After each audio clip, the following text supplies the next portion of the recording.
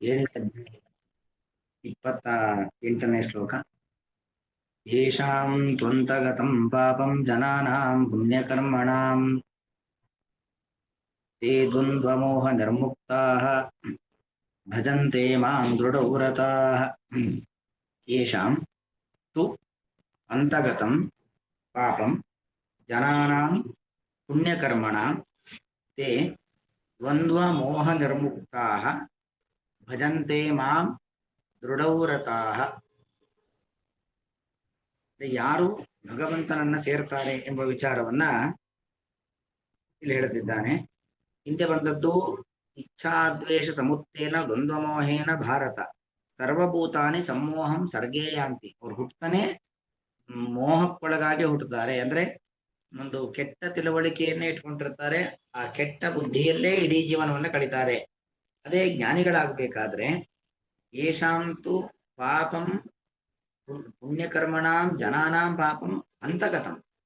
ಅಂದ್ರೆ ಯಾರ ಪಾಪ ಅದು ಮುಗಿತಾ ಬಂದಿದೆ. ಪಾಪ ಮುಗಿಲಿಕ್ಕೆ ಕಾರಣ ಏನು? ಪಾಪ ಎಲ್ಲ ಕಳ್ಕೊಳ್ತಾ ಇದ್ದಾರೆ. ಆ ಪಾಪ ಕಳ್ಕೊಳ್ತಾ ಇದ್ದಾರೆ, ಪಾಪವನ್ನ ಕಡಿಮೆ ಮಾಡ್ಕೊಳ್ತಾ ಇದ್ದಾರೆ ಅಂತ ಹೇಳಿದ್ರೆ ಅದಕ್ಕೆ ಕಾರಣ ಏನು? ಪುಣ್ಯಕರ್ಮಣ. ನಿರಂತರವಾಗಿ ಪುಣ್ಯಕರ್ಮಗಳನ್ನೇ ಮಾಡ್ತಾ ಇದ್ದಾರೆ. ಏನು ಧಾರ್ಮಿಕ ವಿಧಿವಿಧಾನಗಳು ಅಂತಿದ್ದಾವೋ ಅದೆಲ್ಲವನ್ನು ಕೂಡ ವ್ಯವಸ್ಥಿತವಾಗಿ ಮಾಡ್ಕೊಂಡು ಬರ್ತಾ ಇದ್ದಾರೆ. ಒಬ್ಬ ಗೃಹಸ್ಥನಾಗಿ ತಾನು ಮಾಡಬೇಕಾಗಿರತಕ್ಕಂತಹ ಪೂಜೆ ದಾನಾದಿಗಳು, ಸಂಧ್ಯಾ ವಂದನೆ ಇತ್ಯಾದಿ ಅನುಷ್ಠಾನಗಳು, ಗೃಹಿಣಿಯಾಗಿ ತಾನು ಮಾಡಬೇಕಾಗಿರತಕ್ಕಂತಹ ಪುಸ್ತಕ ಪೂಜೆ, ತುಳಸಿ ಪೂಜೆ, ದೀಪಾರಾಧನೆ ಇತ್ಯಾದಿ, ಅತಿಥಿ ಸತ್ಕಾರ, ಇದೆಲ್ಲವೂ ಕೂಡ ಗೃಹಿಣಿಗೆ ವಿಹಿತವಾಗಿರತಕ್ಕಂಥ ಕರ್ತವ್ಯಗಳು. ಹೀಗೆ ಅಂತೂ ಅದರ ಜೊತೆಗೆ ಅನೇಕ ಸನ್ಮಂತ್ರಗಳ ಪಾರಾಯಣ, ಎಲ್ಲರ ಜೊತೆಗೆ ವಿನಯದಿಂದ ಬರ್ತಾನೆ, ಅಹಂಕಾರ ಬಿಟ್ಟು ಇರುವಂಥದ್ದು. ಹೀಗೆ ಒಳ್ಳೆಯ ಕೆಲಸಗಳನ್ನು ಮಾಡ್ತಾ ಮಾಡ್ತಾ ಮಾಡ್ತಾ ಏನಾಗುತ್ತೆ, ನಮ್ಮ ಪುಣ್ಯಗಳು ಜಾಸ್ತಿ ಆಗ್ತಾ ಹೋಗುತ್ತೆ. ಪುಣ್ಯಗಳು ಜಾಸ್ತಿ ಆಗ್ತಾ ಇದೆ ಅಂತ ಹೇಳಿದ್ರೆ ಪಾಪಗಳು ಕಡಿಮೆ ಆಗ್ತಾ ಇದೆ ಅಂತ ಅರ್ಥ. ಪುಣ್ಯಕರ್ಮಣ ಬಹುವಚನ. ಪುಣ್ಯಕರ್ಮ ಅಂದ್ರೆ ಅರ್ಥ ಏನು? ಒಂದಲ್ಲ ಎರಡಲ್ಲ, ಯಾವುದೋ ಒಂದು ಪುಣ್ಯ ಕೆಲಸ ಮಾಡಿದ್ದೇವೆ ಅಂದ್ರೆ ಅದಾಗೋದಿಲ್ಲ. ನಮ್ಮ ಪಾಪಗಳು ಅಷ್ಟು ರಾಶಿ ಇರುತ್ತೆ. ಅದರಿಂದಾಗಿ ನಿರಂತರವಾಗಿ ಪುಣ್ಯ ಕರ್ಮಗಳನ್ನ ಮಾಡ್ತಾ ಹೋಗ್ಬೇಕು. ನಿರಂತರವಾಗಿ ಪುಣ್ಯ ಕರ್ಮಗಳನ್ನ ಮಾಡ್ತಾ ಹೋದ್ರೆ ನಾವೇನಾಗ್ತೀವಿ? ದ್ವಂದ್ವ ಮೋಹ ನಿರ್ಮುಕ್ತರಾಗ್ತೇವೆ. ಅನೇಕ ರೀತಿಯಾಗಿರ್ತಕ್ಕಂಥ ದ್ವಂದ್ವಗಳು, ಹಾಗೂ ಹೀಗೋ ಇರ್ತಕ್ಕಂಥ ಒಂದು ಸಂದೇಹಗಳು ನಮ್ಮಲ್ಲಿರುತ್ತಲ್ವಾ, ಆ ಸಂದೇಹಗಳು ದೂರವಾಗುತ್ತೆ. ಸುಖ ಬಂದಾಗ ಹಿಕ್ಕೋದು, ದುಃಖ ಬಂದಾಗ ಹುಕ್ಕೋದು, ಲಾಭ ಬಂದ ತಕ್ಷಣ ನನ್ನನ್ನು ಬಿಟ್ಟರೆ ಮತ್ತೊಬ್ಬರಿಲ್ಲ ಅಂತ ಅಹಂಕಾರ ತೋರುವಂಥದ್ದು, ನಷ್ಟವಾಯಿತು ಅಂತ ಹೇಳಿ ಪೂರ್ತಿ ಅಳತಾ ಕುಗ್ಗಿ ಹೋಗಿಬಿಡತಕ್ಕಂಥದ್ದು, ಈ ತರದೆಲ್ಲ ಮನಸ್ಥಿತಿಗಳು ಇರ್ತವೆ. ಅದೆಲ್ಲ ದೂರವಾಗತ್ತೆ. ಮತ್ತು ಮೋಹ.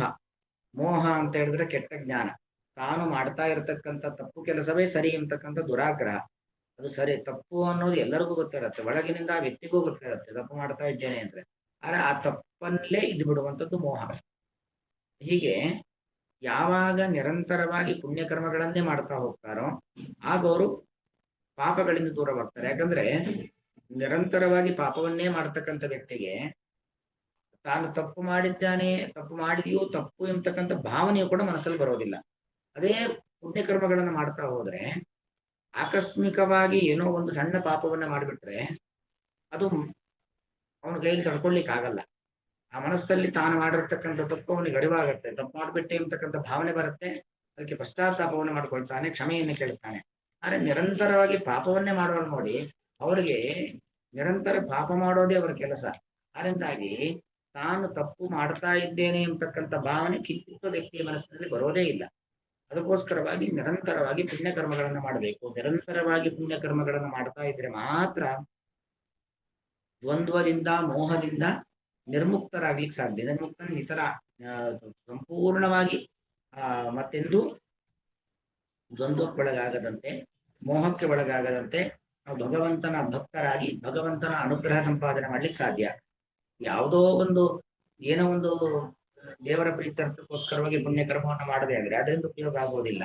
ನಿರಂತರವಾಗಿ ಧಾರ್ಮಿಕವಾದ ವಿಧಿವಿಧಾನಗಳನ್ನ, ನಮ್ಮ ನಮ್ಮ ಪಾಲಿನ ಧಾರ್ಮಿಕವಾದ ಜವಾಬ್ದಾರಿಗಳನ್ನು ನಿರ್ವಹಣೆ ಮಾಡ್ತಾ ಹೋಗ್ಬೇಕು. ಅಂತ ವ್ಯಕ್ತಿಗಳು ಮಾತ್ರ ಏನಾಗ್ತಾರೆ, ಪಾಪಕರ್ಮಗಳಿಂದ ನಿವೃತ್ತರಾಗಿ ಪುಣ್ಯವನ್ನ ಪಡಿತಾರೆ. ಆ ಪಾಪವನ್ನ ಕಳ್ಕೊಂಡು ಪುಣ್ಯವನ್ನ ಪಡ್ಕೊಂಡು ದ್ವಂದ್ವ ಮತ್ತು ಮೋಹ ಇದರಿಂದ ದೂರ ಬಂದವರಾಗಿ ದೃಢವ್ರತಾಹ ಮಾಂ ಭಜಂತೆ.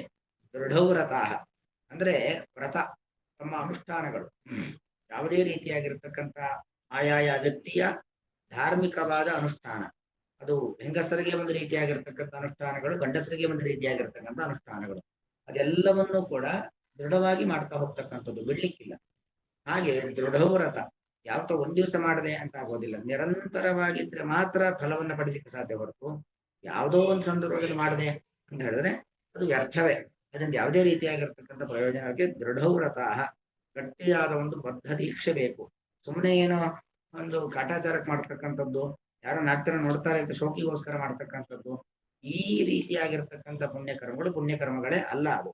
ಹಾಗಾಗಿ ದೃಢವ್ರತ, ಒಂದು ಗಟ್ಟಿತನ ಬೇಕು, ಅದರ ಬಗ್ಗೆ ನಂಬಿಕೆ ಬೇಕು, ವಿಶ್ವಾಸ ಬೇಕು. ನಿರಂತರವಾಗಿ ಆಯಾಯ ಸಮಯಕ್ಕೆ ಏನೇನು ಮಾಡ್ತಾ ಹೋಗ್ಬೇಕೋ ಆ ಧಾರ್ಮಿಕವಾದ ವಿಧಿವಿಧಾನಗಳನ್ನ, ಕರ್ಮಗಳನ್ನ, ಸನ್ಮಂತ್ರಗಳ ಪಾರಾಯಣ, ಸತ್ಕರ್ಮಗಳನ್ನ ನಿರಂತರವಾಗಿ ಮಾಡ್ತಾ ಹೋಗ್ಬೇಕು.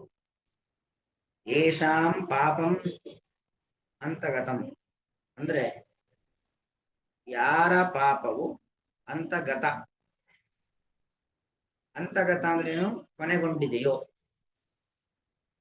ಯಾರ ಪಾಪವು ಕೊನೆಗೊಂಡಿದೆಯೋ, ಯಾರ ಪಾಪ ಕೊನೆಗೊಂಡಿದೆ ಅಂತ ಹೇಳಿದ್ರೆ ಯೇಷಾಂ ಪುಣ್ಯಕರ್ಮಣಾಂ ಜನಾನಾಂ, ಯಾವ ನಿರಂತರವಾಗಿ ಪುಣ್ಯಕರ್ಮಗಳನ್ನೇ ಮಾಡ್ತಕ್ಕಂಥ ಜನರು ಹೊಂದಿದ್ದಾರೋ, ನಿರಂತರವಾಗಿ ಪುಣ್ಯಕರ್ಮ ಮಾಡ್ತಕ್ಕಂಥ ಜನ, ತೇಷಾಂ ಪಾಪಂತು ಅಂತಗತಂ, ಅಂತವರ ಪಾಪವು, ಯೇಷಾಂ ಅಂತ ಮೊದಲಿಟ್ಕೊಳ್ಬೇಕು, ಯೇಷಾಂ ಪುಣ್ಯಕರ್ಮಣಾಂ ಜನಾನಾಂ, ಯಾವ ನಿರಂತರವಾಗಿ ಪುಣ್ಯಕರ್ಮಗಳನ್ನ ಮಾಡ್ತಕ್ಕಂಥ ಜನರ ಪಾಪವು ಅಂತಗತಂತು ಅಂತವಾಗಿದೆಯಷ್ಟೇ, ಕೊನೆಗೊಂಡಿದೆಯಷ್ಟೇ. ಅಂದರೆ